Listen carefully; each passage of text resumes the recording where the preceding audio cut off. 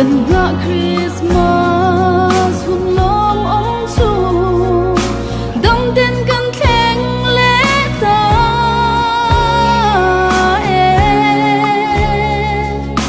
nào ông núi ra in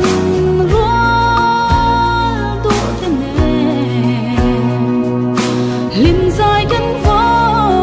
re mi tin ta na chân xin lộ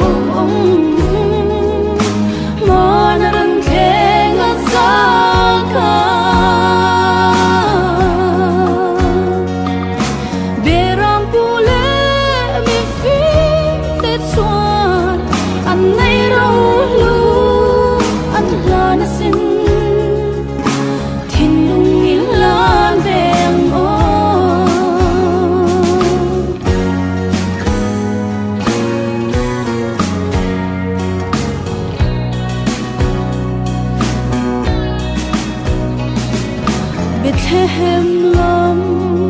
ikhirang o ta suana salvan le fa su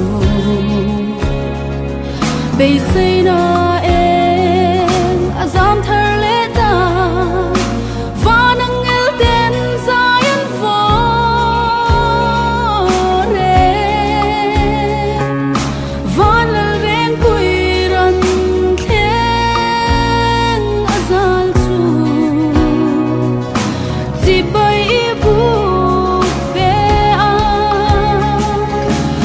tin ta na chân xin lộ mà na đừng khe ngất xa cả bề ram pu lệ mi phi tết xuân anh này đâu lu anh là na xin thiên lung in lan đèn ô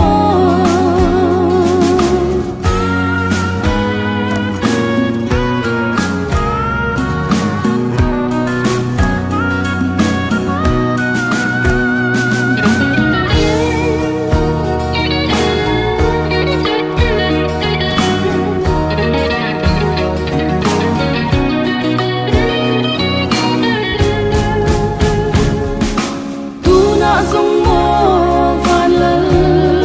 đến tuổi isa na đến khen to có xe sinh mi ngờ lâu kia thân đông đất kim min tết tu mi tin ta na chân xin lộ